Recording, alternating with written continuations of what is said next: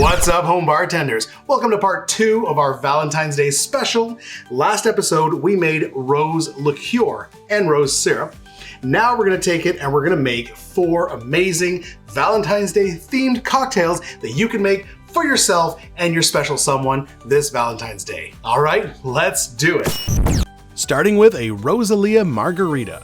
Let's do it. Okay, so we want 1.5 ounces of a Blanco tequila. I don't recommend using a Reposado here, anything aged, because the color will kind of screw up the red color. So a nice clear tequila is the way you want to go.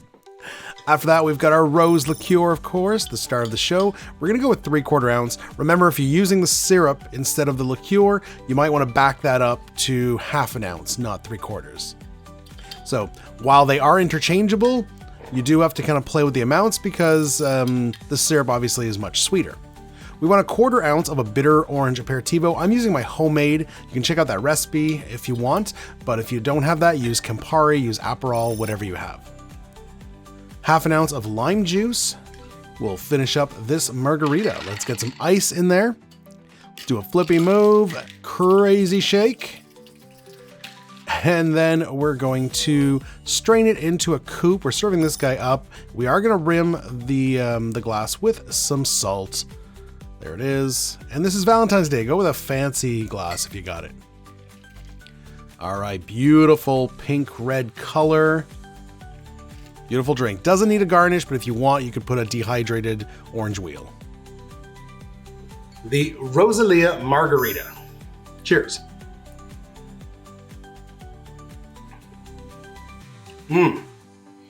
Ooh. Man, that floral kicks. You get the tequila up front, and then that rose flavor, intense rose flavor, and then that little bitterness on the end is nice. So you don't really pick up too much on the bitter aperitivo, but on the back end, it's got a kind of a dry, bitter finish, which is not bad. It's not very sweet. You could add, again, if you're gonna go rose syrup, it's probably gonna be a little sweeter. If you have the liqueur, you wanna make it a little sweeter, just add a touch of simple syrup or agave syrup, it'll work fine. Let's try with the salt.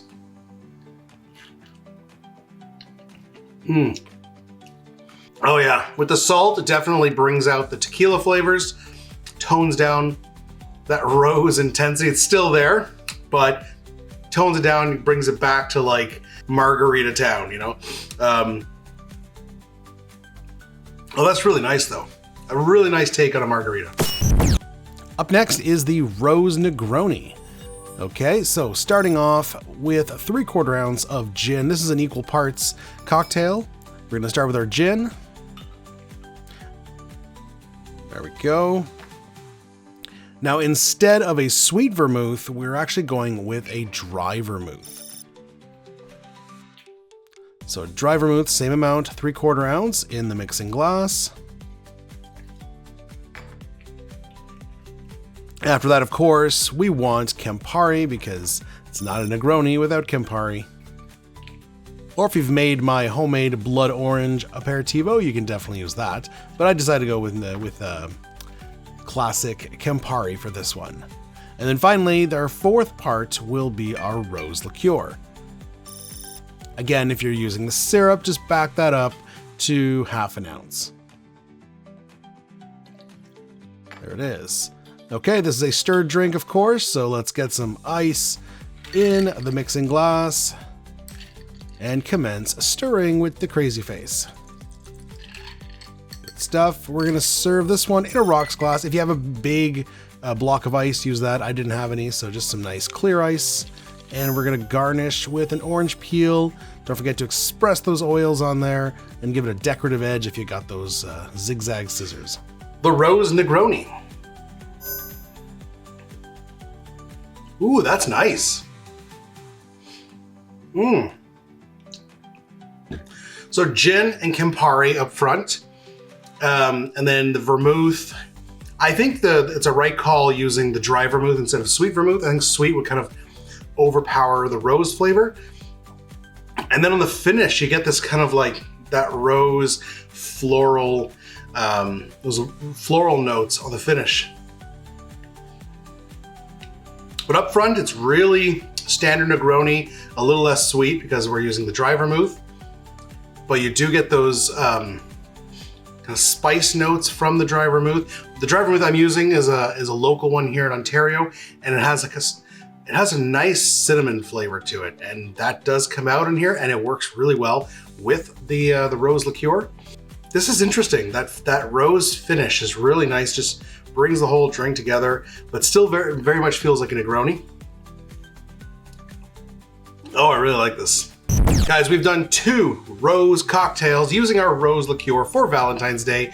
Make sure you smash that subscribe button, hit that little bell, get notified when we release new content so you know to come back here. All right, we got 2 more to go. Cheers. Up next is the Sweetheart, served in a lovely heart-shaped jar glass. So starting this one out with an ounce of vodka. There it is. And then we want an ounce of our rose liqueur. Once again, if you're using syrup, maybe not the full ounce, 3/4 maybe. Beautiful color. All right, after that, we're gonna do an 1.5 ounces of cranberry juice. This is, I think it's unsweetened.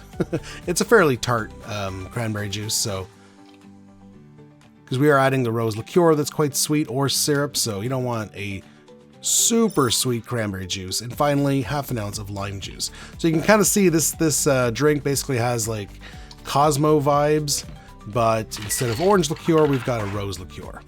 All right, let's give it a crazy shake. And like I mentioned, we're serving this in a heart-shaped jar. Obviously, if you don't have one of these, any kind of rocks glass will work. And a straw. The Sweetheart. I mean, how could you not like this this glass?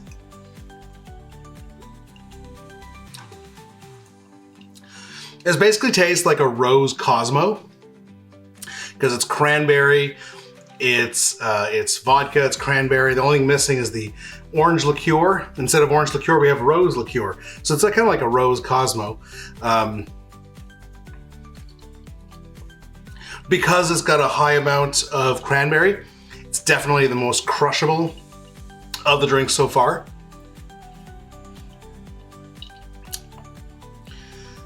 So it's enjoyable because it's so crushable and it does have that nice rose flavor, but it's not very complex. You know, if you really want complexity in your cocktails, this is probably not the one for you. But if you're someone who likes just a nice, drinkable, sweet cocktail, this will work great. Last one. Our last one today is La Vie en Rose, Life in Pink, which is basically a sparkling wine cocktail with rose liqueur. So a full ounce of our rose liqueur. And then we're going to get a 1/2 ounce of a lemon juice.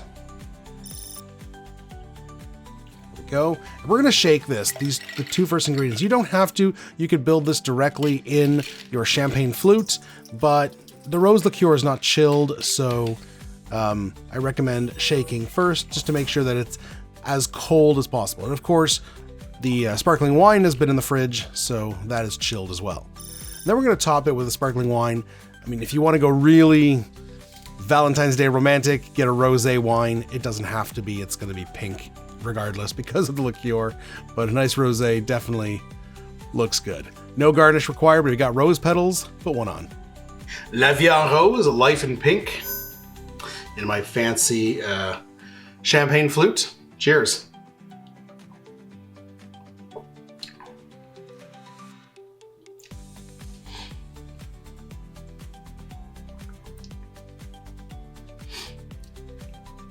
So, interesting, the rosé wine really masks that rose flavor. Okay, there it is.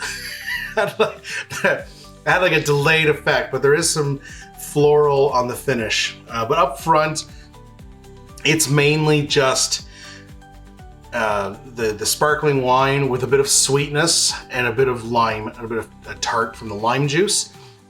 And then almost like a delayed finish, you get that that floral essence. So if you like sparkling wine, then this is a great one, and which I do. Okay, I picked it up more on the second taste.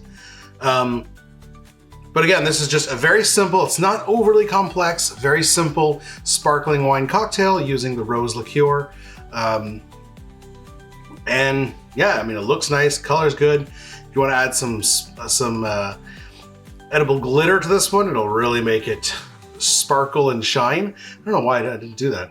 Throughout Christmas, I was using the edible glitter for everything, and I totally forgot about it for this this video. But either way, this is a great one. Well, it's rating time. We've made 4 rose cocktails tonight using our homemade rose liqueur. Let's rate them. This is actually the first time I've had rose cocktails of any kind. I didn't think I'd like that intense floral rose flavor, but when I tasted the liqueur, it was really good. And then making these cocktails, hey, they're not bad. Is it something I'm a huge fan of? Probably not, but it's fun for an occasion like, it's very appropriate for an occasion like Valentine's Day. So let's rate these guys. In first place, I'm gonna give it to the Rose Negroni. I just think that it's very, if you like cocktails, if you like Negronis, it still feels very much like a nice, good Negroni, but then you just get that nice rose finish on the end. And using dry vermouth instead of sweet vermouth really works for this particular Negroni. In second place, gonna give it to the Sweetheart. Even though it's the least complex of these cocktails, I think the fact that it's so drinkable, so crushable, because you've got a high amount of mixer, 1.5 ounces of cranberry juice, it just really goes down well, and it's gonna be the most kind of crowd-pleasing option. If you're making this for someone who's not really into cocktails that much, definitely that's the one to go with.